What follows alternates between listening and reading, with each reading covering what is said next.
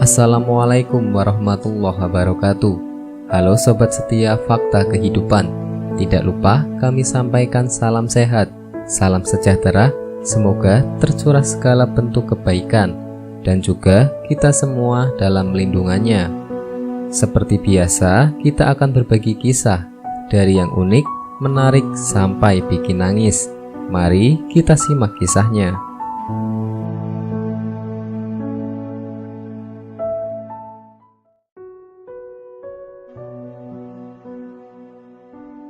Kisah nyata. Kisah pilu kakek 89 tahun, lumpuh hidup sendiri, 9 bulan tak mandi, 4 anaknya tak ingin serumah. Sebuah kisah viral tentang seorang kakek berusia 98 tahun yang lumpuh dan hidup sendirian. Kakek tersebut sudah tidak 9 bulan tak mandi karena tidak bisa bergerak dari tempat tidur. Keempat anaknya tak ingin tinggal serumah dengannya. Tribunstyle.com. Kisah viral ini tentang seorang kakek tua yang lumpuh dan hidup sendirian di rumahnya di Jalan Trunojoyo, Gang Mayang 1, Kabupaten Ngawi, Jawa Timur. Kakek bernama Kasbi, berusia 98 tahun tersebut, terbaring dalam sebuah kamar yang hanya dipatasi lemari kayu kusam. Rumahnya reot dan bocor di beberapa bagian. Dilansir dari Tribun Style dari Kompas.com, Mbah Kasbi mengatakan badannya sulit digerakkan sejak 9 bulan terakhir. Tulang punggungnya terasa sakit untuk duduk. Sementara kakinya kaku apabila digunakan berjalan. Dirinya pernah 3 kali terjatuh saat berusaha berjalan ke belakang rumah untuk buang air.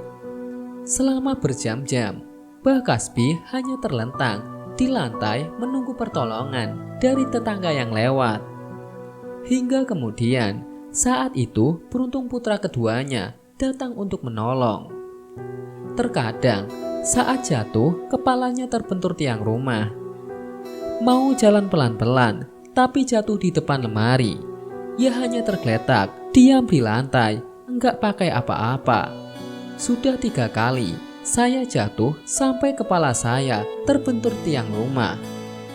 Biasanya kalau begitu teriak-teriak minta tolong kalau ada bunyi kendaraan lewat, katanya. Ketika ingin buang air, Mbah Kasbi hanya bergeser di samping ranjangnya. Saat tinggal sendiri, kalau mau buang air besar atau kecil, ia cuma bisa geser saja di samping ranjang, ujar Mbah Kasbi dilansir dari Tribun Style dari Kompas.com. Mbah Kasbi mengatakan sudah 9 bulan tak mandi lantaran tak bisa beranjak. Saya pengennya itu mandi. Sudah 9 bulan sama sekali tidak tersentuh air. Dan mau bagaimana? Keadaan saya begini, ucap Mbah Kasbi. Ada ember dan baskom berbau tidak sedap yang diletakkan di bawah ranjang yang biasa beliau gunakan.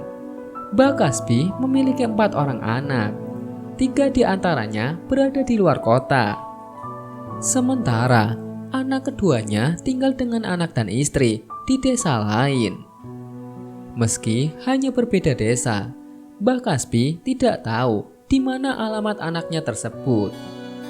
Anak keduanya setiap hari pukul 9 waktu Indonesia Barat datang mengantar sebungkus makanan yang diletakkan di atas kasur di samping Mbah Kasbi.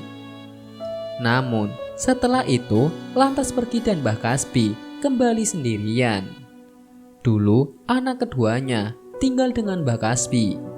Namun semenjak dia ayahnya mulai sakit-sakitan, mereka memilih tinggal di rumah yang berbeda dan meninggalkan ayahnya hidup sendirian.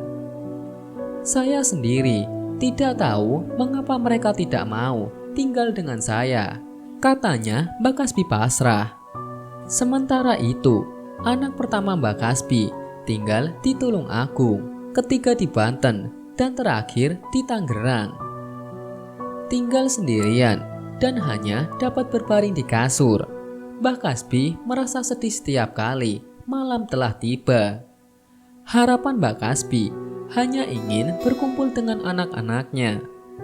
Nelangsanya, kalau malam sudah sepi, harapan saya semoga bisa berkumpul dengan anak-anak saya, ujar Mbak Kasbi. Usia renta, sakit dan hidup sendirian membuat para tetangga Mbak Kasbi iba. Beberapa dari mereka terkadang memberi makanan dan membantu membersihkan rumahnya yang sudah teramat kotor.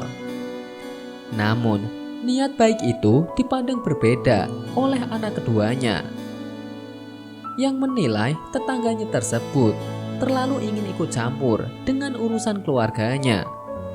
Kita kan kasihan sama Mbak Kasbi, kadang kasih makanan, kadang kita bantu bersihkan rumahnya. Tapi anaknya marah dan bilang jangan terlalu kepo ngurusin rumah tangga orang, ujar tetangga Kasbi yang enggan menyebutkan namanya. Sehingga membuat para tetangganya itu tak lagi berani membantu banyak. Jadi sekarang kami tidak berani banyak lagi menyapu kasih bersih. Kalau ngasih makanan masih kita lakukan, lanjut tetangga tersebut. Sebelum terbaring sakit, Mbak Kasbi bekerja sebagai penabuh gamelan dan penarik becak. Wallahu a'lam bishawab.